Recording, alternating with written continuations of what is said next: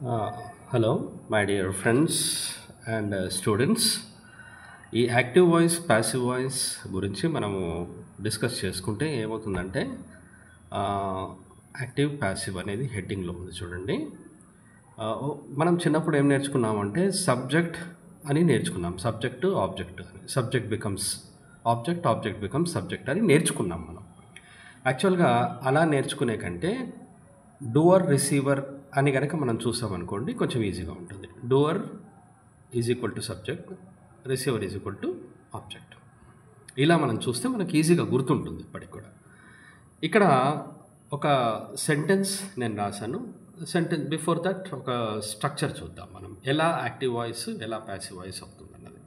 Okay, నేను ఇక్కడ ఏమన్నాను, సబ్జెక్ట్ అనేది చెప్పాను. సబ్జెక్ట్ అనేది ఏమవుతుంది, డూవర్ అవుతుంది. సో సబ్జెక్ట్ని మనం కన్సిడర్ చేయొచ్చు డూవర్ లాగా. ఇక్కడ డూవర్ అని కూడా రాసుకోవచ్చు అనుకోండి. సబ్జెక్ట్ ప్లస్ V1 VS ఈ రెండే వస్తాయి. మనం ఇక్కడ రాసింది ఏంటి తెలుసా, ఇది సింపుల్ ప్రజెంట్ టెన్స్ సెంటెన్సెస్ అనమాట. ఇది simple present tense sentences.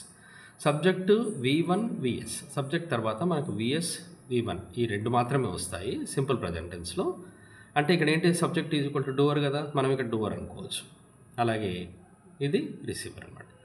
So ఇక్కడ డూవర్ V1 VS తర్వాత వచ్చేసి మనకు రిసీవర్ వస్తుంది, అదర్ వర్డ్స్ వస్తాయి. ఇది యాక్టివ్ వాయిస్ స్ట్రక్చర్ అనమాట. దీన్నే మనము ప్యాసివ్ వాయిస్లో ఎలా రాస్తాము అంటే, ఇప్పుడు ఆబ్జెక్ట్ని మనం ఫస్ట్ తీసుకోవాలి. ఆబ్జెక్ట్ అంటే ఏంటి, రిసీవర్ అని. రిసీవర్ తర్వాత వచ్చేసి మనకు బీ ఫామ్ వర్డ్స్ వస్తాయి. బీ ఫామ్ వర్డ్స్లో మనకు ఉన్న వర్డ్స్ అన్ని రావు, ఎందుకంటే అందులో present tense, past tense, future tense ఉంటాయి. కాబట్టి మనం ప్రజెంట్ టెన్స్ రాస్తున్నాము కాబట్టి ప్రజెంట్ వర్డ్స్ ఉంటాయి అనమాట. యామ్ ఈజ్ ఆర్ అని. అలాగే V3 వస్తుంది యామ్ ఈజ్ ఆర్ తర్వాత. ఎప్పుడైనా గుర్తుపెట్టుకోండి, యామ్ ఈజ్ ఆర్ తర్వాత V3 కనుక వచ్చింది అంటే అది మనకు ప్యాసివ్ వాయిస్ అవుతుంది అనమాట. తర్వాత బై డూవర్ వస్తుంది.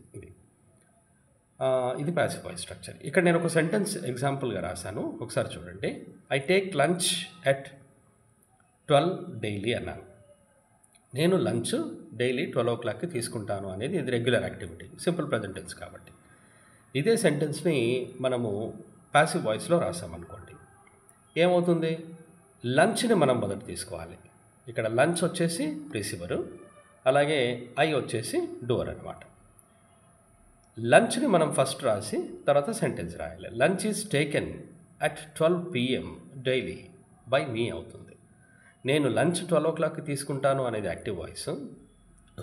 లంచ్ నా చేత 12 o'clockకి తీసుకొనబడుతుంది రోజు అనేది ఇది ప్యాసివ్ వాయిస్ సెంటెన్స్ అనమాట. యాక్చువల్గా యాక్టివ్ వాయిస్ ప్యాసివ్ వాయిస్ ఎందుకు ఉంటుంది అంటే, యాక్టివ్ వాయిస్లోనేమో మనము డూవర్కి ఇంపార్టెన్స్ ఇస్తాం. డూవర్ అంటే ఏంటి, సబ్జెక్ట్.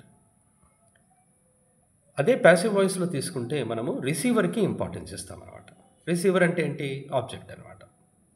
మనమేమో సబ్జెక్టు ఆబ్జెక్ట్ అని నేర్చుకున్నాం కదా, డూవర్ రిసీవర్ అంటే ఈజీగా గుర్తుంటుందండి. ఓకే, ఇది ఒక సెంటెన్స్. ఇలాగే మనము సెంటెన్సెస్ని చూద్దాం మై డియర్ ఫ్రెండ్స్. మన ఛానల్ని సబ్స్క్రైబ్ చేయండి, అలాగే లైక్ చేయండి, చూస్తూనే ఉండండి. ఇలాంటి వీడియోసే మళ్ళీ మనం పోస్ట్ చేస్తుంటాం. Okay, happy learning, all the best.